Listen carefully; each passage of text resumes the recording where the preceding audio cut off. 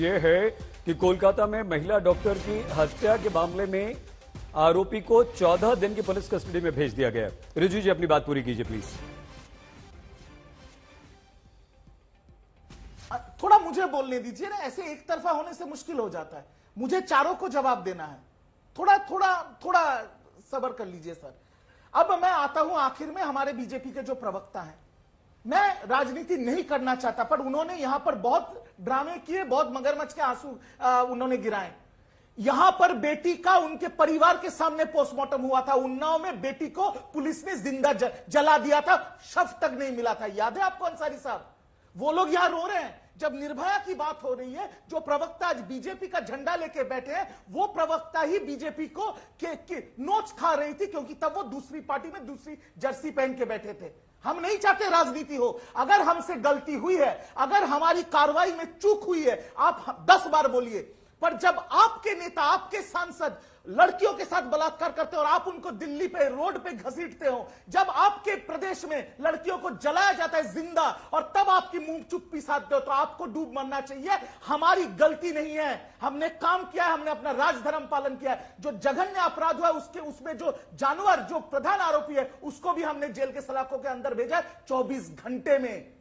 आज जिस विनेश फोगत को लेके पूरा देश रो रहा है, पूरा देश प्रतिवाद कर रहा है कि उसको पदक मिलना चाहिए, उस विनेश फोगत को दिल्ली की रोड पे घसीटा था, तब नरेंद्र मोदी भी चुप था। तब ब्रिजभूषण के खिलाफ राधिका खेड़ा बोलती थी, आज राधिका खेड़ा ने जर्सी बदल दिया, इसलिए मुंह पे चुप्पी है। रिजू जी, तो ऐसी नाटक ना करें, टीवी पे सब दिखता है। मैं जवाब दे दूं? हाँ राधिका जी।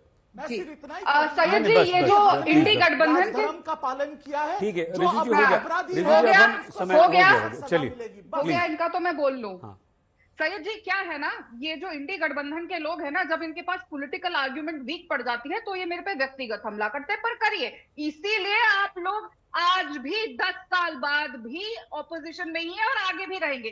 करिए, जितना व्यक्तिगत हमला करना है उससे मैं और सशक्त होती हूँ। लेकिन यहाँ पे ये बात हो रही है कि पूरी बात सामने वाले को नहीं पता। ममता बनर्जी जी क्या कर रही है, आज मैं आपके चैनल में बताती हूँ कि वहां पे क्या हो रहा है।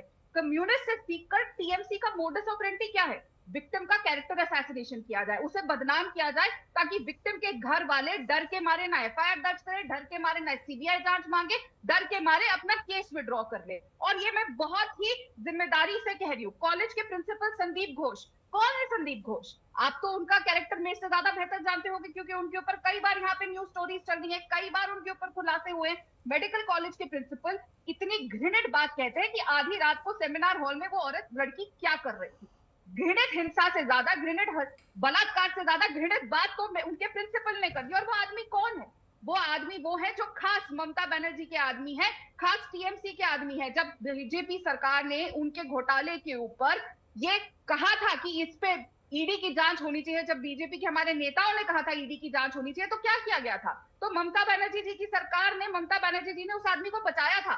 याद है ना, 2023 अक्टूबर में मुर्शिदाबाद भेज दिया गया था, लेकिन कोई कार्रवाई नहीं करी गई थी। आज वो आदमी प्रिंसिपल है, क्यों उसके पद से नहीं हटाया गया है? क्यों ममता बनर्जी जी ने उनसे सवाल नहीं किया? यहाँ बैठ के ज्ञान देना बहुत आसान है। और आप बात कर रहे थे ना उन्नाव की, बहुत अच्छा हुआ आप वो खुद लेकर आए। आपके साथ ही है ना प्रियंका वाड्रा, राहुल गांधी, जो ट्रेजेडी टूरिज्म के लिए हर 2 मिनट में उत्तर प्रदेश पहुंच जाते थे। आज क्यों उनके मुंह में दही जम गई है? क्यों पूरा इंडिया अलायंस चुप है?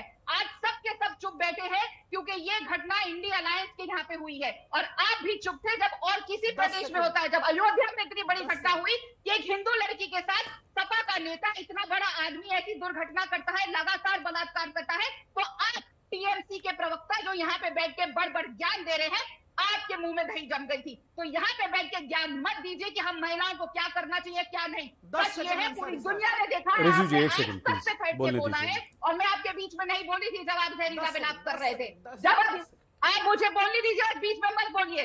आप लोगों ने जो महिलाओं की हालत बंगाल में कर दी है वो दयनीय है, और ऐसी हालत कोई भी महिला, किसी भी महिला के साथ कहीं पे भी नहीं होनी चाहिए। और मैं हर बार अपनी आवाज उठाती हूँ और कभी भी चुप नहीं रहती हूँ। वो आपका कैरेक्टर है कि जब अयोध्या में रेप होता है हिंदू लड़की के साथ और उसमें सपा का नेता पाया जाता है दोषी, तो आप चुप्पी साधते हैं। राधिका खेड़ा चुप्पी नहीं साधती और भारतीय जनता पार्टी चुप्पी नहीं साधती। तो ये टूरिज्म जो आप लोग करते हैं, ट्रेजेडी टूरिज्म और पॉलिटिकल अपने जो आप वेंडेटा चलाते हैं, ये बंद करिए। रिजू जी, एक सेकंड आएंगे। हो रहा है, लगातार हो रहा है महिलाओं के साथ, बहुत दर्दनाक है। राधिका और जी। उन दोषियों को नहीं, अभी नहीं सर, अभी सूबे 3 के मेहमान और हैं मेरे साथ। प्रिंसिपल को भी आपसे सवाल है। नहीं, 3 अभी मैं आ रहा हूं सर आपके पास। राधिका जी, आभा जी, क्योंकि हम कार्यक्रम समाप्त करने की तरफ जा रहे हैं, मैं आपसे निवेदन करूंगा कि कम शब्दों में, संक्षेप में अपनी बात कहें।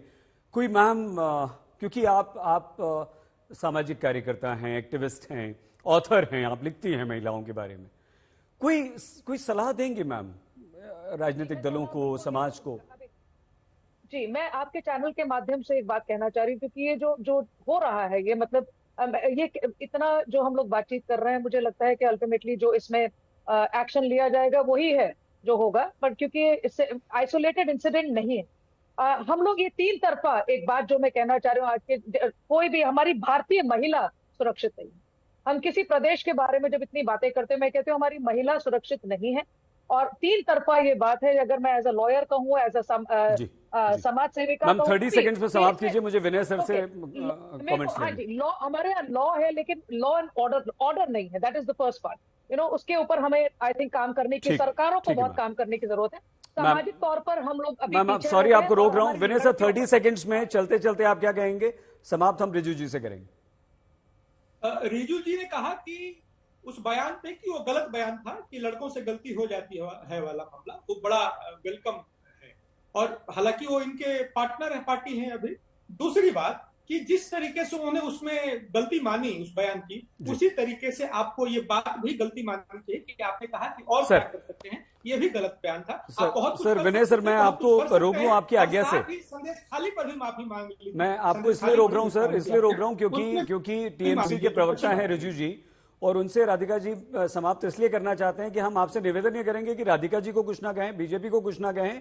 अब आप सिर्फ संदेश दें बंगाल की महिलाओं को, बच्चियों को, इस केस के माध्यम से ऐसा क्या आप करने जा रहे हैं कि सब सुरक्षित महसूस करें और डर कम से कम हमारे दिल से भी निकल जाए। रिजू जी 30 सेकंड है सिर्फ आपके पास, वरना मुझे बीच में रोक देना पड़ेगा शो। मैं 30 सेकंड का भरपूर प्रयोग करूंगा।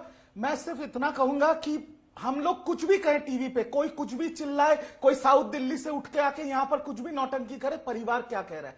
परिवार एक ही चीज बोल रहा है, हम मुख्यमंत्री पे भरोसा करते हैं, पश्चिम बंगाल सरकार से भरोसा करते हैं, और परिवार ने हम पे भरोसा किया है।